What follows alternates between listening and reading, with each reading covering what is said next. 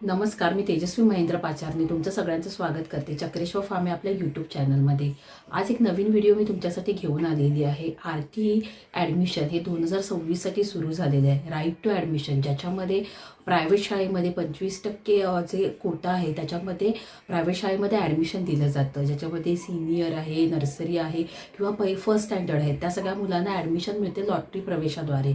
मग ही नक्की प्रोसेस कशी आहे? पण ही प्रोसेस सुरू करण्याआधी सगळ्यात महत्त्वाचं आहे की त्यांची जी काही वयाची क्रायटेरिया आहे त्याच्यामध्ये आपल्या मुलाचं वय हे आपल्याला बसलं पाहिजे. जर ते वय त्या अटीनुसार बसत असेल तर आपण हे ॲडमिशन प्रोसेससाठी आपण अर्ज देऊ शकतो. अर्जासाठी नक्की नवीन कोणते कागदपत्र लागणार आहेत, काय आहे ते नंतरच्या दुसऱ्या एका व्हिडिओमध्ये मी सविस्तर सांगणार आहे. पण आता आपण नक्की विचार करूया की नक्की वय किती असलं पाहिजे आणि ते कशा पद्धतीने आपण कॅल्क्युलेट करायचं आहे, हे या सगळ्या व्हिडिओमध्ये मी तुम्हाला सांगणार आहे. त्याच्यामुळे व्हिडिओ शेवटपर्यंत बघा. चला तर मग व्हिडिओला आपण सुरुवात करूया.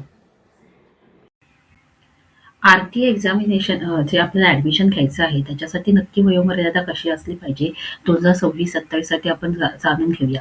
जर प्ले ग्रुप आणि नर्सरीला जर असेल तर नर्सरीसाठी तुम्ही ॲडमिशन घेत असाल तर 3 वर्ष पूर्ण झाली पाहिजे. जे 31 डिसेंबर आता गेलेलं आहे त्याच्याबद्दल जर कॅल्क्युलेशन केलं तर 3 वर्ष पूर्ण झाली पाहिजेत. आणि जे मॅक्झिमम वय आहे ते 4 वर्ष 5 महिने 30 दिवस असेल तरी चालेल. पण ॲटलिस्ट 31 डिसेंबरला 3 वर्ष तरी आपल्याला पूर्ण झाली पाहिजे जर आपण प्ले ग्रुपला घेत असो. ज्युनियर केजीसाठी जर आपण जात असो तर 4 वर्ष आपल्याला पूर्ण झालेली पाहिजेत आणि कमाल जे वय आहे ते 5 वर्ष 5 महिने 30 दिवस असतील. आता सिनियर केजीसाठी जर आपण ॲडमिशन घेत असेल तर 5 वर्ष पूर्ण झालेली पाहिजे आहेत आणि कमाल वय आहे 6 वर्ष 5 महिने 30 दिवस.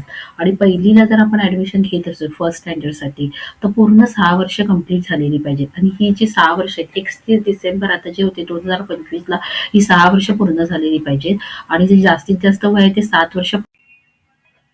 आता आपण नक्की जाणून घेऊया, जर तुम्हाला फर्स्ट स्टँडर्डसाठी घ्यायचं असेल, तर जर जन्मतारीख आहे, सुरुवातीची जन्मतारीख 1 जुलै 2019 आणि 31 डिसेंबर 2020 पर्यंतची जर जन्मतारीख असेल, तर तुम्ही फर्स्ट स्टँडर्डसाठी त्या ज्या पर्टिक्युलर जन्मतारखेमध्ये त्या मुलाचं डेट ऑफ बर्थ असेल तुम्ही घेऊ शकता.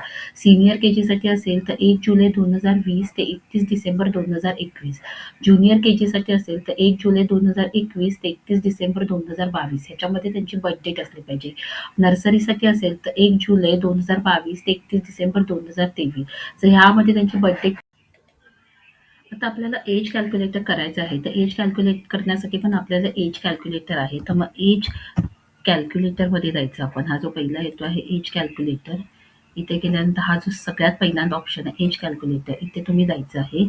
आता इथे जी तुम्हाला आहे, समजा आता इथे तुम्हाला जी पण तुमच्या मुलाची बर्थ डेट आहे, समजा आता जुलै तुम्ही टाकलीत, 9 टाकलीत आणि समजा 2019 तुम्ही टाकली, ठीक आहे. आणि इथे जे आहे तुम्हाला आहे डिसेंबर टाकायचं आहे, त्याच्यानंतर 31 टाकायचं आहे. तर की आपण 2026साठी डिसेंबर 31, 2026 ह्यापर्यंत जी त्याची डेट होते आहे ही आपल्याला कॅल्क्युलेट करायची आहे. मग इथे जाऊन फक्त तुम्हाला कॅल्क्युलेट करायचं आहे. आता हे कॅल्क्युलेट केल्यानंतर तुम्हाला इथे तुमच्या मुलाची एज मिळेल की किती आहे, 7 इयर्स 5 मंथ 22 डेज. मग ह्या पद्धतीने तुम्ही तुमचं मुलाचं एज कॅल्क्युलेट करून तो फॉर्म तुम्ही सबमिट करू शकता. मग या सगळ्या प्रोसेस तुम्ही अशा पद्धतीने करू शकता. तर त्याच्यासाठी नक्की कोणती कागदपत्र लागणार आहेत, काय आहे, त्याच्याबद्दलचा व्हिडिओ नवीन करणार आहे. तर नक्की आपल्या चॅनलला लाईक आणि सबस्क्राईब